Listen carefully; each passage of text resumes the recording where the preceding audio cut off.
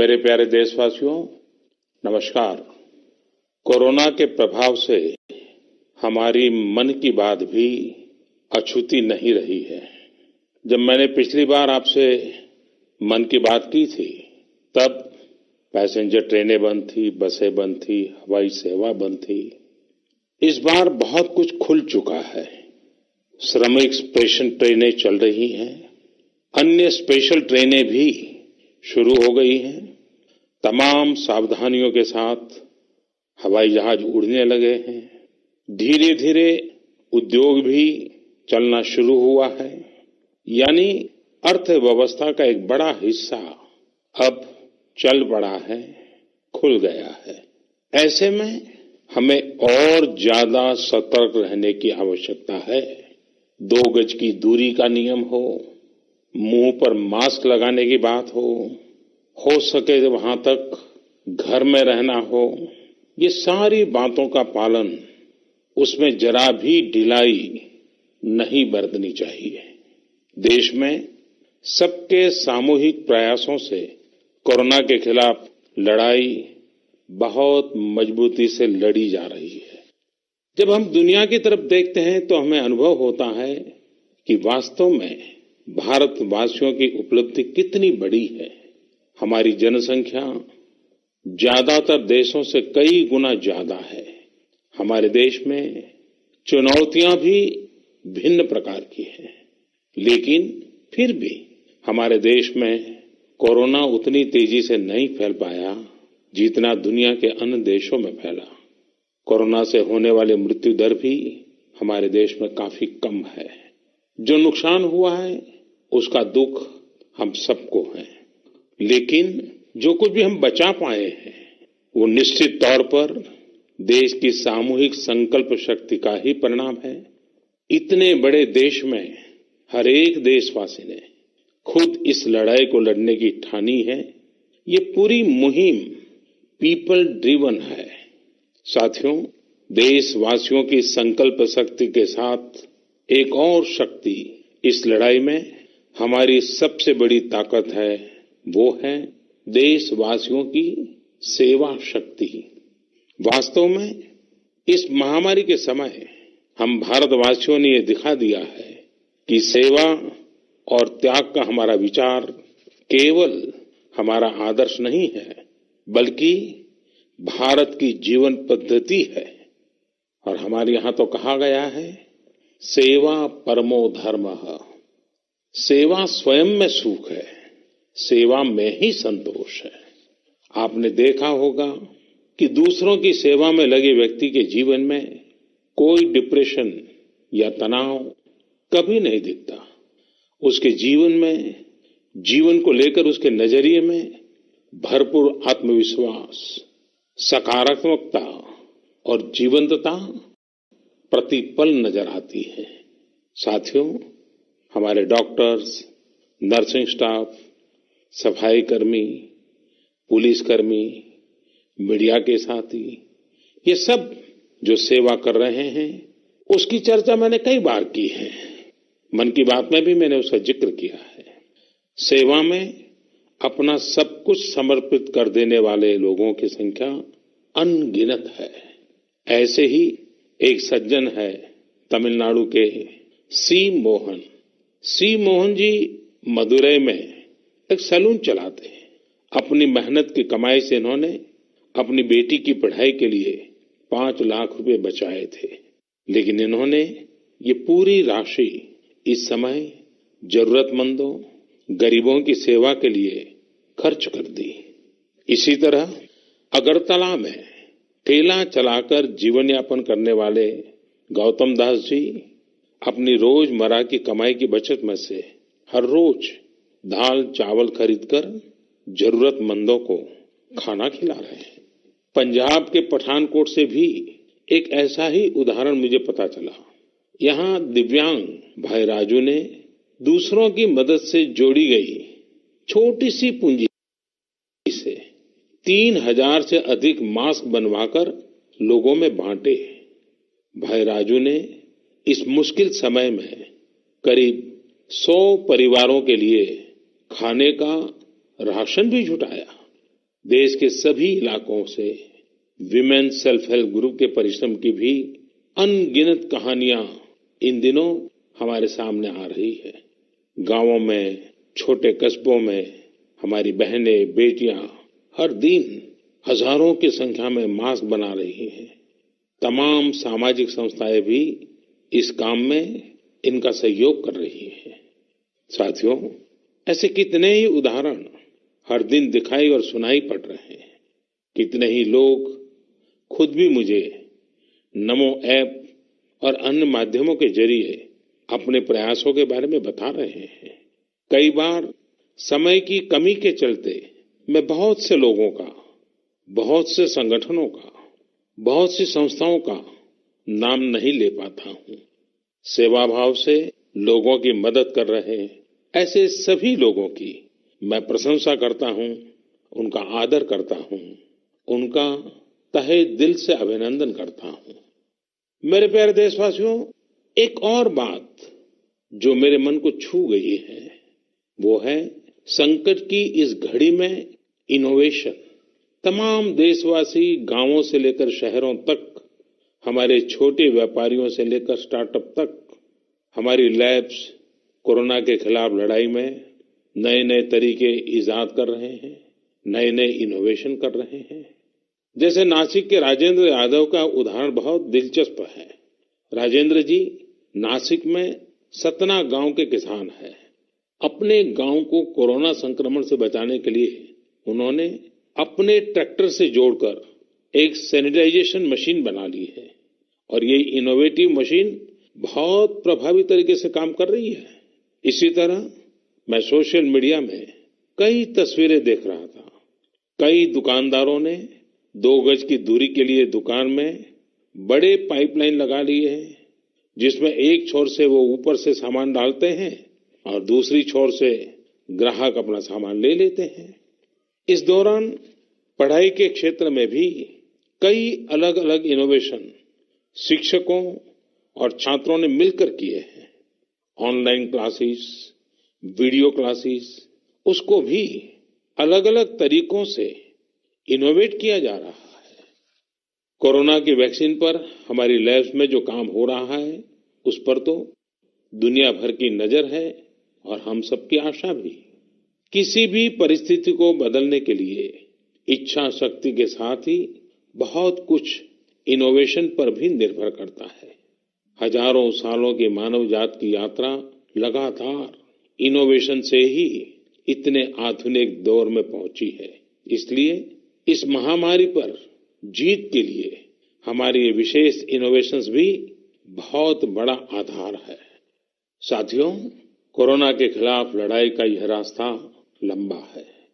एक ऐसी आपदा जिसका पूरी दुनिया के पास कोई इलाज ही नहीं है, जिसका कोई पहले का अनुभव भी नहीं है, तो ऐसे में नई नई चुनौतियां और उसके कारण परेशानियां हम अनुभव भी कर रहे हैं। ये दुनिया के हर कोरोना प्रभावित देश में हो रहा है और इसलिए भारत भी इससे अछूता नहीं है। हमारे देश में भी कोई वर्ग ऐसा नहीं है जो कठिनाई में न हो, परेशानी में न हो। और इस संकट की सबसे बड़ी चोट अगर किसी पर पड़ी है तो हमारे गरीब, मजदूर, श्रमिक वर्ग पर पड़ी है। उनकी तकलीफ, उनका दर्द, उनकी पीड़ा शब्दों में नहीं कही जा सकती। हम में से कौन ऐसा होगा जो उनकी और उनके परिवार की तकलीफों को अनुभव न कर रहा हो। हम सब मिलकर इस तकलीफ को, इस पीड़ा को बांटने का प्रयास कर रहे हैं। पूरा देश प्रयास कर रहा है। हमारे रेलवे के साथी दिन रात लगे हुए हैं। केंद्र हो, राज्य हो, स्थानीय स्वराज की संस्थाएं हो, हर कोई दिन रात मेहनत कर रहे हैं। जिस प्रकार रेलवे के कर्मचारी आज जुटे हुए हैं, वे भी एक प्रकार से अग्रिम पंक्ति में खड़े कोरोना वॉरियर्स ही है। लाखों श्रमिकों को ट्रेनों से और बसों से सुरक्षित ले जाना, उनके खाने पीने की चिंता करना, हर जिले में क्वारंटाइन केंद्रों की व्यवस्था करना, सभी की टेस्टिंग, चेकअप उपचार की व्यवस्था करना, ये सब काम लगातार चल रहे हैं और बहुत बड़ी मात्रा में चल रहे हैं। लेकिन साथियों, जो दृश्य आज हम देख रहे हैं, इससे देश को अतीत में जो कुछ हुआ उसके अवलोकन और भविष्य के लिए सीखने का अवसर भी मिला है। आज हमारे श्रमिकों की पीड़ा में हम देश के पूर्वी हिस्से की पीड़ा को देख सकते हैं। जिस पूर्वी हिस्से में देश का ग्रोथ इंजन बनने की क्षमता है, जिसके श्रमिकों के बाहुबल में देश को नई ऊंचाई पर ले जाने का सामर्थ्य है, उस पूर्वी हिस्से का विकास बहुत आवश्यक है। पूर्वी भारत के विकास से ही देश का संतुलित आर्थिक विकास संभव है। देश ने जब मुझे सेवा का अवसर दिया, तभी से हमने पूर्वी भारत के विकास को प्राथमिकता दी है। मुझे संतोष है कि बीते वर्षों में इस दिशा में बहुत कुछ हुआ है और अब प्रवासी मजदूरों को देखते हुए बहुत कुछ नए कदम उठाना भी आवश्यक हो गया है और हम लगातार उस दिशा में आगे बढ़ रहे हैं। जैसे कहीं श्रमिकों की स्किल मैपिंग का काम हो रहा है, कहीं स्टार्टअप्स इस काम में जुटे हैं, कहीं माइग्रेशन कमीशन बनाने की बात हो रही है। इसके अलावा केंद्र सरकार ने अभी जो फैसले लिए हैं, उससे भी गांवों में रोजगार, स्वरोजगार, लघु उद्योगों से जुड़ी विशाल संभावनाएं खुली हैं। ये फैसले इन स्थितियों के समाधान के लिए हैं, आत्मनिर्भर भारत के लिए हैं। अगर हमारे गांव आत्मनिर्भर होते, हमारे कस्बे, हमारे जिले, हमारे राज्य आत्मनिर्भर होते, तो अनेक समस्याओं ने वो रूप नहीं लिया होता, वो आज हमारे सामने खड़ी है। लेकिन अंधेरे से रोशनी की ओर बढ़ना मानव स्वभाव है। तमाम चुनौतियों के बीच मुझे खुशी है कि आत्मनिर्भर भारत पर आज देश में व्यापक मंथन शुरू हुआ है। लोगों ने अब इसे अपना अभियान बनाना शुरू किया है। इस मिशन का नेतृत्व देशवासी अपने हाथ में ले रहे हैं। बहुत से लोगों ने तो ये भी बताया है कि उन्होंने जो जो सामान उनके इलाके में बनाए जाते हैं, उनकी एक पूरी लिस्ट बना ली है। ये लोग अब इन लोकल प्रोडक्ट्स को ही खरीद रहे हैं और वोकल फॉर लोकल को प्रमोट भी कर रहे हैं। मेक इन इंडिया को बढ़ावा मिले, इसके लिए सब कोई अपना अपना संकल्प जता रहा है। बिहार के हमारे एक साथी श्रीमान हिमांशु ने मुझे नमो ऐप पर लिखा है कि वो एक ऐसा दिन देखना चाहते हैं जब भारत विदेश से आने वाले आयात को कम से कम कर दे, चाहे पेट्रोल, डीजल, ईंधन का आयात हो, इलेक्ट्रॉनिक आइटम्स का आयात हो, यूरिया का आयात हो या फिर खाद्य तेल का आयात हो। मैं उनकी भावनाओं को समझता हूं। हमारे देश में कितनी ही ऐसी चीजें बाहर से आती हैं जिन पर हमारे ईमानदार टैक्स पेयर्स का पैसा खर्च होता है, जिनका विकल्प हम आसानी से भारत में तैयार कर सकते हैं। असम के सुदीप ने मुझे लिखा है कि वो महिलाओं के बनाए हुए लोकल बैम्बू प्रोडक्ट्स का व्यापार करते हैं और उन्होंने तय किया है कि आने वाले 2 वर्ष में वे अपने बैम्बू प्रोडक्ट को एक ग्लोबल ब्रांड बनाएंगे। मुझे पूरा भरोसा है आत्मनिर्भर भारत अभियान इस दशक में देश को नई ऊंचाई पर ले जाएगा।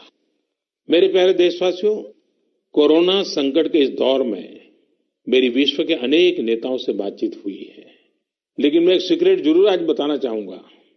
विश्व के अनेक नेताओं की जब बातचीत होती है तो मैंने देखा इन दिनों उनकी बहुत ज्यादा दिलचस्पी योग और आयुर्वेद के संबंध में होती है। कुछ नेताओं ने मुझसे पूछा कि कोरोना के इस काल में ये योग और आयुर्वेद कैसे मदद कर सकते हैं। साथियों, अंतर्राष्ट्रीय योग दिवस जल्द ही आने वाला है। योग जैसे जैसे लोगों के जीवन से जुड़ रहा है, लोगों में अपने स्वास्थ्य को लेकर जागरूकता भी लगातार बढ़ रही है। अभी कोरोना संकट के दौरान भी ये देखा जा रहा है कि हॉलीवुड से हरिद्वार तक घर में रहते हुए लोग योग पर बहुत गंभीरता से ध्यान दे रहे हैं। हर जगह लोगों ने योग और उसके साथ साथ आयुर्वेद के बारे में और ज्यादा जानना चाहा है। उसे अपनाना चाहा है। कितने ही लोग जिन्होंने कभी योग नहीं किया, वे भी या तो ऑनलाइन योग क्लास से जुड़ गए हैं या फिर ऑनलाइन वीडियो के माध्यम से भी योग सीख रहे हैं। सही में योग कम्युनिटी, इम्यूनिटी और यूनिटी सबके लिए अच्छा है। साथियों, कोरोना संकट के इस समय में योग आज इसलिए भी ज्यादा अहम है क्योंकि ये वायरस हमारे रेस्पिरेटरी सिस्टम को सबसे अधिक प्रभावित करता है। योग में तो रेस्पिरेटरी सिस्टम को मजबूत करने वाले कई तरह के प्राणायाम है, जिनका असर हम लंबे समय से देखते आ रहे हैं। ये टाइम टेस्टेड टेक्निक्स हैं, जिसका अपना अलग महत्व है। कपालभाति और अनुलोम विलोम प्राणायाम से अधिकतर लोग परिचित होंगे, लेकिन भस्त्रिका, शीतली, भ्रामरी जैसे कई प्राणायाम के प्रकार है, जिसके अनेक लाभ भी है। वैसे आपके जीवन में योग को बढ़ाने के लिए आयुष मंत्रालय ने भी इस बार एक अनोखा प्रयोग किया है। आयुष मंत्रालय ने माय लाइफ माय योग नाम से अंतर्राष्ट्रीय वीडियो ब्लॉग उसकी प्रतियोगिता शुरू की है। भारत ही नहीं, पूरी दुनिया के लोग इस प्रतियोगिता में हिस्सा ले सकते हैं। इसमें हिस्सा लेने के लिए आपको अपना 3 मिनट का एक वीडियो बना करके अपलोड करना होगा। इस वीडियो में आप जो योग या आसन करते हुए वो करते हुए दिखाना है और योग से आपके जीवन में जो बदलाव आया है उसके बारे में भी बताना है। मेरा आपसे अनुरोध है, आप सभी इस प्रतियोगिता में अवश्य भाग लें और इस नए तरीके से अंतर्राष्ट्रीय योग दिवस में आप हिस्सेदार बनिए। साथियों, हमारे देश में करोड़ों करोड़ गरीब दशकों से एक बहुत बड़ी चिंता में रहते आए हैं। अगर बीमार पड़ गए तो क्या होगा? अपना इलाज कराएं या फिर परिवार के लिए रोटी की चिंता करें? इस तकलीफ को समझते हुए इस चिंता को दूर करने के लिए ही करीब 1.5 साल पहले आयुष्मान भारत योजना शुरू की गई थी। कुछ ही दिन पहले आयुष्मान भारत के लाभार्थियों की संख्या 1 करोड़ के पार हो गई है। 1 करोड़ से ज्यादा मरीज मतलब देश के 1 करोड़ से अधिक परिवारों की सेवा हुई है। 1 करोड़ से ज्यादा मरीज का मतलब क्या होता है मालूम है? 1 करोड़ से ज्यादा मरीज मतलब नॉर्वे जैसा देश, सिंगापुर जैसा देश, उसकी जो टोटल जनसंख्या है उससे 2 गुना लोगों को मुफ्त में इलाज दिया गया है। अगर गरीबों को अस्पताल में भर्ती होने के बाद इलाज के लिए पैसे देने पड़ते, इनका मुफ्त इलाज नहीं हुआ होता, तो उन्हें एक मोटा मोटा अंदाज है करीब करीब 14,000 करोड़ रुपए से भी ज्यादा अपनी जेब से खर्च करने पड़ते हैं। आयुष्मान भारत योजना ने गरीबों के पैसे खर्च होने से बचाए हैं। मैं आयुष्मान भारत के सभी लाभार्थियों के साथ साथ मरीजों का उपचार करने वाले सभी डॉक्टरों, नर्सेज और मेडिकल स्टाफ को भी बधाई देता हूं। आयुष्मान भारत योजना के साथ एक बहुत बड़ी विशेषता पोर्टेबिलिटी की सुविधा भी है। पोर्टेबिलिटी ने देश को एकता के रंग में रंगने में भी मदद की है। यानी बिहार का कोई गरीब अगर चाहे तो उसे कर्नाटका में भी वही सुविधा मिलेगी जो उसे अपने राज्य में मिलती। इसी तरह महाराष्ट्र का कोई गरीब चाहे तो उसे इलाज की वही सुविधा तमिलनाडु में मिलती। इस योजना के कारण किसी क्षेत्र में जहां स्वास्थ्य की व्यवस्था कमजोर है, वहां के गरीब को देश के किसी भी कोने में उत्तम इलाज कराने की सहूलियत मिलती है। साथियों, आप ये जानकर हैरान रह जाएंगे कि 1 करोड़ लाभार्थियों में से 80% लाभार्थी देश के ग्रामीण इलाकों के हैं। इनमें भी करीब करीब 50% लाभार्थी हमारी माताएं, बहनें और बेटियां हैं। इन लाभार्थियों में ज्यादातर लोग ऐसी बीमारियों से पीड़ित थे जिनका इलाज सामान्य दवाओं से संभव नहीं था। इनमें से 70% लोगों की सर्जरी की गई है आप अनुमान लगा सकते हैं कि कितनी बड़ी तकलीफों से इन लोगों को मुक्ति मिली है। मणिपुर के चुराचांदपुर में 6 साल के बच्चे केलेनसांग, उसको भी इसी तरह आयुष्मान योजना से नया जीवन मिला है। केलेनसांग को इतनी छोटी उम्र में ब्रेन की गंभीर बीमारी हो गई। इस बच्चे के पिता दिहाड़ी मजदूर हैं और मां बुनाई का काम करती हैं। ऐसे में बच्चे का इलाज कराना बहुत कठिन हो रहा था, लेकिन आयुष्मान भारत योजना से अब उनके बेटे का मुफ्त इलाज हो गया है। कुछ इसी तरह का अनुभव पुडुचेरी की अमूर्था वल्ली जी का भी है। उनके लिए भी आयुष्मान भारत योजना संकट मोचक बनकर आई है। अमूर्था वल्ली जी के पति की हार्ट अटैक से दुखद मृत्यु हो चुकी है। उनके 27 साल के बेटे जीवा को भी हार्ट की बीमारी थी।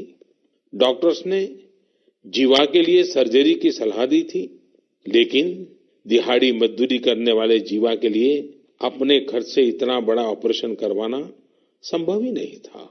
लेकिन अमूर्था वल्ली ने अपने बेटे का आयुष्मान भारत योजना में रजिस्ट्रेशन करवाया और 9 दिनों बाद बेटे जीवा के हार्ट की सर्जरी भी हो गई। साथियों, मैंने आपको सिर्फ 3-4 घटनाओं का जिक्र किया है। आयुष्मान भारत से तो ऐसी 1 करोड़ से अधिक कहानियां जुड़ी हुई है। ये कहानियां जीते जागते इंसानों की है। दुख तकलीफ से मुक्त हुए हमारे अपने परिवारजनों की है। आपसे मेरा आग्रह है, कभी समय मिले तो ऐसे व्यक्ति से जरूर बात करिएगा जिसने आयुष्मान भारत योजना के तहत अपना इलाज कराया हो। आप देखेंगे कि जब एक गरीब बीमारी से बाहर आता है तो उसमें गरीबी से लड़ने की भी ताकत नजर आने लगी है। और मैं हमारे देश के ईमानदार टैक्स पेयर से कहना चाहता हूं, आयुष्मान भारत योजना के तहत जिन गरीबों का मुफ्त इलाज हुआ है, उनके जीवन में जो सुख आया है, संतोष मिला है, उस पुण्य के असली हकदार आप भी हैं। हमारा ईमानदार टैक्स पेयर भी इस पुण्य का हकदार है। मेरे प्यारे देशवासियों, एक तरफ हम महामारी से लड़ रहे हैं तो दूसरी तरफ हमें हाल में पूर्वी भारत के कुछ हिस्सों में प्राकृतिक आपदा का भी सामना करना पड़ा है। पिछले कुछ हफ्तों के दौरान हमने पश्चिम बंगाल और उड़ीसा में सुपर साइक्लोन अम्फान का कहर देखा। तूफान से अनेकों घर तबाह हो गए, किसानों को भी भारी नुकसान हुआ। हालात का जायजा लेने के लिए मैं पिछले हफ्ते उड़ीसा और पश्चिम बंगाल गया था। पश्चिम बंगाल और उड़ीसा के लोगों ने जिस हिम्मत और बहादुरी के साथ हालात का सामना किया है, प्रशंसनीय है। संकट की इस घड़ी में देश भी हर तरह से वहां के लोगों के साथ खड़ा है। साथियों, एक तरफ जहां पूर्वी भारत तूफान से आई आपदा का सामना कर रहा है, वहीं दूसरी तरफ देश के कई हिस्से टिड्डियों या लोकस्ट के हमले से प्रभावित हुए हैं। इन हमलों ने फिर हमें याद दिलाया है कि ये छोटा सा जीव कितना नुकसान करता है। टिड्डी दल का हमला कई दिनों तक चलता है। बहुत बड़े क्षेत्र पर इसका प्रभाव पड़ता है। भारत सरकार हो, राज्य सरकार हो, कृषि विभाग हो, प्रशासन भी इस संकट के नुकसान से बचने के लिए, किसानों की मदद करने के लिए आधुनिक संसाधनों का भी उपयोग कर रहा है। नए नए आविष्कार की तरफ भी ध्यान दे रहा है। और मुझे विश्वास है कि हम सब मिलकर के हमारे कृषि क्षेत्र पर ये जो संकट आया है, उससे भी लोहा लेंगे, बहुत कुछ बचा लेंगे। मेरे प्यारे देशवासियों, कुछ दिन बाद ही 5 जून को पूरी दुनिया विश्व पर्यावरण दिवस मनाएगी। विश्व पर्यावरण दिवस पर इस साल की थीम है बायोडायवर्सिटी, यानी जैव विविधता। वर्तमान परिस्थितियों में यह थीम विशेष रूप से महत्वपूर्ण है। लॉकडाउन के दौरान पिछले कुछ हफ्तों में जीवन की रफ्तार थोड़ी धीमी जरूर हुई है, लेकिन इससे हमें अपने आसपास प्रकृति की समृद्ध विविधता को, जैव विविधता को करीब से देखने का अवसर भी मिला है। आज कितने ही ऐसे पक्षी जो प्रदूषण और शोर शराबे में ओझल हो गए थे, सालों बाद उनकी आवाज को लोग अपने घरों में सुन रहे हैं। अनेक जगहों से जानवरों के उन्मुक्त विचरण की खबरें भी आ रही हैं। मेरी तरह आपने भी सोशल मीडिया में जरूर इन बातों को देखा होगा, पढ़ा होगा। बहुत लोग कह रहे हैं, लिख रहे हैं, तस्वीरें साझा कर रहे हैं कि वो अपने घर से दूर दूर पहाड़ियां देख पा रहे हैं, दूर दूर जलती हुई रोशनी देख रहे हैं। इन तस्वीरों को देखकर कई लोगों के मन में ये संकल्प उठा होगा, क्या हम उन दृश्यों को ऐसे ही बना रख सकते हैं? इन तस्वीरों ने लोगों को प्रकृति के लिए कुछ करने की प्रेरणा भी दी है। नदियां सदा स्वच्छ रहें, पशु पक्षियों को भी खुलकर जीने का हक मिले, आसमान भी साफ सुथरा हो, इसके लिए हम प्रकृति के साथ तालमेल बिठाकर जीवन जीने की प्रेरणा ले सकते हैं। मेरे प्यारे देशवासियों, हम बार बार सुनते हैं, जल है तो जीवन है, जल है तो कल है, लेकिन जल के साथ हमारी जिम्मेवारी भी है। वर्षा का पानी, बारिश का पानी, ये हमें बचाना है। एक एक बूंद को बचाना है। गांव गांव वर्षा के पानी को हम कैसे बचाएं? परंपरागत बहुत सरल उपाय हैं। उन सरल उपाय से भी हम पानी को रोक सकते हैं। 5 दिन 7 दिन भी अगर पानी रुका रहेगा तो धरती माँ के पास बुझाएगा, पानी फिर जमीन में जाएगा, वही जल जीवन की शक्ति बन जाएगा। और इसलिए इस वर्षा ऋतु में हम सबका प्रयास रहना चाहिए कि हम पानी को बचाएं, पानी को संरक्षण करें। मेरे प्यारे देशवासियों, स्वच्छ पर्यावरण सीधे हमारे जीवन, हमारे बच्चों के भविष्य का विषय है। इसलिए हमें व्यक्तिगत स्तर पर भी इसकी चिंता करनी होगी। मेरा आपसे अनुरोध है कि इस पर्यावरण दिवस पर कुछ पेड़ अवश्य लगाएं और प्रकृति की सेवा के लिए कुछ ऐसा संकल्प अवश्य लें जिससे प्रकृति के साथ आपका हर दिन का रिश्ता बना रहे। हाँ, गर्मी बढ़ रही है, इसलिए पक्षियों के लिए पानी का इंतजाम करना मत भूलिएगा। साथियों, हम सबको ये भी ध्यान रखना होगा कि इतनी कठिन तपस्या के बाद, इतनी कठिनाइयों के बाद देश ने जिस तरह हालत संभाला है, उसे बिगड़ने नहीं देना है। हमें इस लड़ाई को कमजोर नहीं होने देना है। हम लापरवाह हो जाएं, सावधानी छोड़ दें, ये कोई विकल्प नहीं है। कोरोना के खिलाफ लड़ाई अब भी उतनी ही गंभीर है। आपको, आपके परिवार को कोरोना से अभी भी उतना ही गंभीर खतरा हो सकता है। हमें हर इंसान की जिंदगी को बचाना है। इसलिए 2 गज की दूरी, चेहरे पर मास्क, हाथों को धोना, इन सब सावधानियों का वैसे ही पालन करते रहना है जैसे अभी तक करते आए हैं। मुझे पूरा विश्वास है कि आप अपने लिए, अपनों के लिए, अपने देश के लिए ये सावधानी जरूर रखेंगे। इसी विश्वास के साथ आपके उत्तम स्वास्थ्य के लिए मेरी हार्दिक शुभकामनाएं हैं। अगले महीने फिर एक बार मन की बात अनेक नए विषयों के साथ जरूर करेंगे। धन्यवाद।